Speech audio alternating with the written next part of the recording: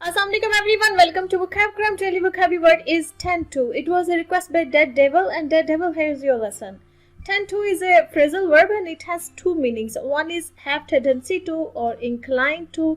Second is to focus or apply attention to someone or something. अच्छा जी, पहला जो मतलब है have tendency to और inclined to. किसी इंसान के अंदर अगर किसी चीज की तरफ किसी काम को करने की एक टेंडेंसी हो, उसके अंदर एक रुझान हो, एक संभावना हो, उस इंसान की वो नेचर हो, वो भी काम जो है ना वो बार बार करता हो या हर दफा वो उसी तरह से एक खास पर्टिकुलर वे में बिहेव करता हो, तो आप कहेंगे कि that person is tend to that particular thing. ठीक है, एग्जाम्पल के तौर पे समझ ले, अगर एक इंसान की ये आदत हो, उसका ये रुझान हो या उसकी ये नेचर हो, उसकी ये आदत हो कि वो जो है ना झूठ बोलता हो, मतलब हर बात पे झूठ बोल देता हो या बहुत फ्रीक्वेंटली झूठ बोलता हो, आप उसकी बातों पे जो है ना वो यकीन नहीं कर सकते कि आपको पता है कि ये इंसान जो ना वो काफी झूठ बोलता है, तो आप कहेंगे कि that person tends to lie, कि वो इंसान जो है ना उसके अंदर ये टेंडेंसी है, उसके अंदर ये इंक्लिनेशन है या उसकी ये हैबिट है, ये आदत है या उसका ये रुझान है कि वो झूठ बोलता है. ठीक है,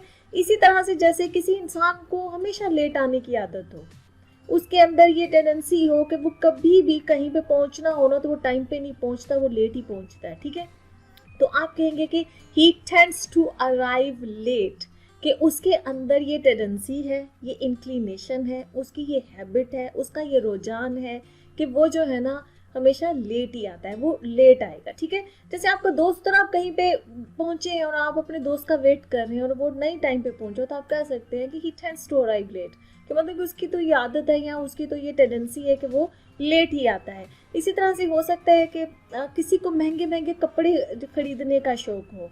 ठीक है, तो आप कह सकते हैं कि that person tends to buy expensive clothes, या किसी इंसान को कुछ चीज़ें इकट्ठी करने की उसके अंदर एक रुझान हो, उसके अंदर एक टेंडेंसी हो. जैसे किसी इंसान को बाइक्स बहुत पसंद है तो वो बाइक्स बड़ी कलेक्ट करता है, या कार्स उसको बड़ी पसंद है तो वो कार्स खरीदता है, या कॉइन्स खरीदता है, कोई भी चीज़ उसको, तो आप कहेंगे कि that person tends to collect cars और बाइक्स और कॉइन्स और व्हाटएवर. ठीक है, कोई भी चीज़ उसके अंदर टेंडेंसी. तो किसी भी इंसान की अगर आपने टेंडेंसी बतानी है ना कि उस इंसान के अंदर ये इंक्लिनेशन है कि उसका बिहेवियर ऐसा है या वो इस तरह ही करता है, या उसके अंदर ये चीज़ करने की ना का रुझान है, वो हमेशा ऐसे ही करता है या उसकी ये हैबिट है, तो उसके लिए आप ये फ्रेजल वर्ब जो टेंड है ना, टेंड टू, ये इस्तेमाल कर सकते हैं. ठीक है, अच्छा, कॉमनली टेंड टू जो है ना, ये हमने जो फर्स्ट मीनिंग अभी समझा है ना, ये इसी में यूज़ होता है, लेकिन इसका ये सेकंड मीनिंग भी है.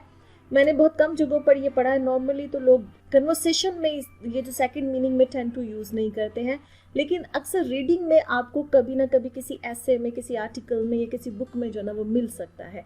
तो इसको सेकंड वाले को समझ लीजिए कि टू फोकस और अप्लाई अटेंशन टू समवन और समथिंग. अगर आपने किसी को ये कहना है ना कि इस चीज़ की तरफ तवज्जो दो, तो उसके लिए भी आप टेंड टू यूज़ कर सकते हैं, इस पे फोकस करो या अपनी तवज्जो इस चीज़ की तरफ दो, तो भी ये चीज़ जो है ना वो टेंड टू जो फ्रेजल वर्ब है वो यूज़ हो सकता है. जैसे कि अगर किसी को आपने कहना है कि अपनी स्टडी पे तवज्जो दो, तो आप कह सकते हैं कि टेंड टू योर स्टडीज़. ठीक है, कि अपनी स्टडी पे तवज्जो दो. या किसी इंसान को ये कहना है कि तुम ये इधर उधर का ध्यान न रखो, अपने करियर पर इस वक्त तवज्जो दो. ठीक है, तो आप कह सकते हैं कि टेंड टू योर करियर, कि अपने करियर पर तवज्जो दो.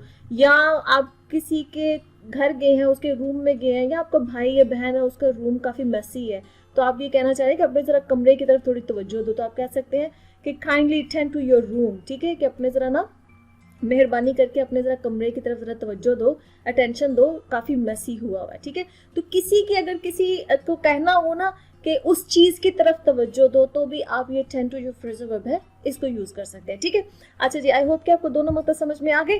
Let's see some examples. The first example, she tends to interfere in other people's business, just ignore her, कि उसके अंदर ना जैसे वो कोई आप दोस्तों में है और कोई आपकी कोई फ्रेंड है या कोई भी जानने वाली है, वो दूसरों के मामलात में ना खाम में मुदाखलत करना, खाम में इंटरफेयर करना, तो आप ये बोल सकते हैं कि she tends to interfere in other people's business, कि उसको आदत है, उसकी तो ये आदत है, वो दूसरों के मामलात में ना एवं खाम में दखल अंदाजी करती. जस्ट इग्नोर है, तो उसको इग्नोर करो, वो जो भी बोल कर गई है ना बस इग्नोर करो उसको. ठीक है, A second example is my husband tends to forget our anniversary.